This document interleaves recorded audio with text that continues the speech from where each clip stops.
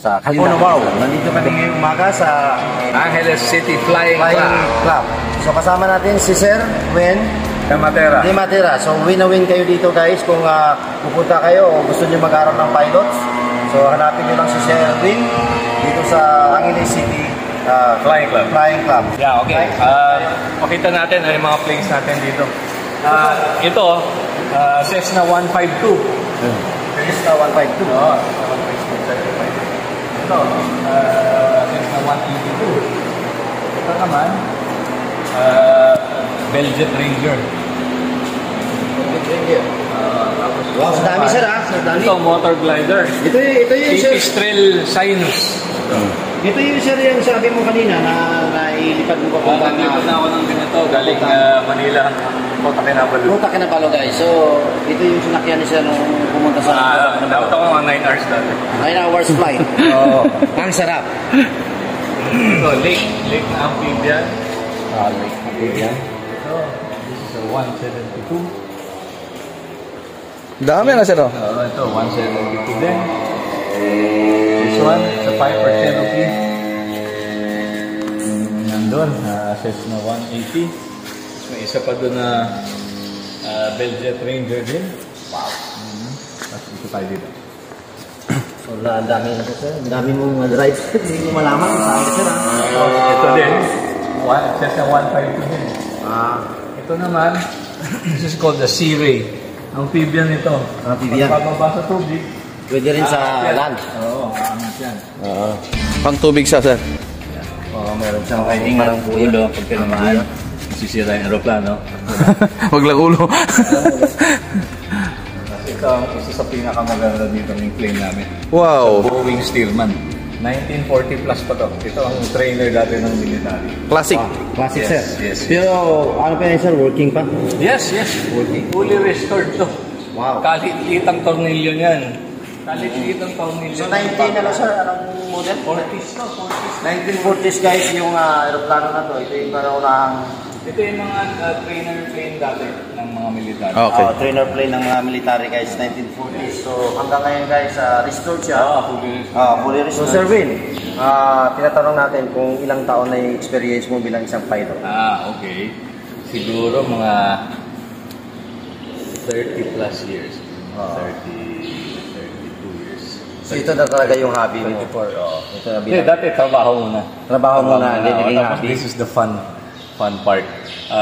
Dati lumilipad ako na ng VIP and then lumilipad din ako one time ng DC-3 cargo. Isang hapon, tumakas ako sa trabaho, pumunta ako ng Angeles City Flying Club, sumubok ako ng ultralight. Wow. Tapos yung nag-enjoy ako sa itong aeroplano. Ito original. Talagang aluminum at tela lang. Okay, so very good story sir So salamat sa mga information mo at na-inspired kami na alawan ni Y. Ares. Sana in the future magkakaroon din kami ng yung pangarap namin siya na maging tunay na piloto. So mag-ipon muna. So sa mga gustong magpiloto diyan, try niyo yung na to, sports na to, napakaganda at saka lahat ito ay extreme sports pero maganda kung mag-aaral ka ng tamang proper basic. Yes. Kailangan natin yung safety procedure ng paglipad. Hindi basta lipad ka lang kasi kailangan natin ng training talaga. Full knowledge about sa airplane, about sa mga pagpapiloto. Yeah, if it's your dream to fly, contact us here at Angeles City Flying Club at gawin nating dream come true yung gusto nyong maging piloto. Yes! Bravo! Ikot pa tayo. Okay. Tingnan pa natin yung mga iba pang airplane. Ito naman, this is Sting. Mabilis din ito. Tapos ang makina nito, Rotax 912. 912. Matipid din. Ang gasolina nito, parang sa kotse lang din. Okay. Ito, susulat natin. Ito, Drifter. Ito yung pinakauna kong nasakyan na ultralight na nag-enjoy talaga ako.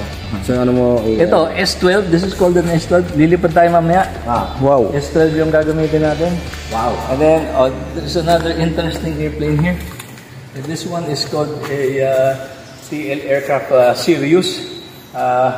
Itong plane na ito mismo, nilipad ko to galing dito sa Pampanga hanggang Kota Kinabalu, hanggang Brunei. So ilang At seater balik. naman to sir, itong airplane? 2-seater. This is one of the most popular na ultralight. This is called the Quicksilver. Right now, ang makina natin dito is it's a 582. So, as a 64 horsepower ito. So, as you can see, open air. Open air. Talagang full view. Parang So, nasa paano kataas ito sir pag lumipad? Yung estimated na well, the engine will run until 10,000 feet. 10,000 feet guys. So, may enjoy mo na yung mga ulap at the same time mag-enjoy mo yung nature. So, 10,000 feet yung taas nito or more than pa, depende sa pilot na sir. Hindi. Hanggang doon lang tayo makakahinga. 10,000 feet. Yung makina at tayo. Okay, so move tayo guys sa kabilang Same din yan. Same din yan. 20,100 at 20,11. Registration number niya. Saka ito yung ginaw sir, medyo malaki. Parang updated version nito. Okay. So ito yung updated version. M-squared na tawag dito.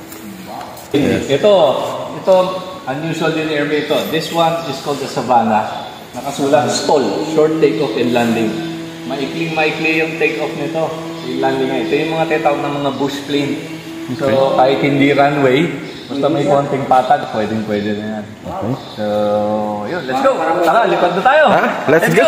Let's go! Parang para motor lang. Clear, dito kayo. Clear. Okay. Sir. Dito tayo sir. Sir. Clear! Clear.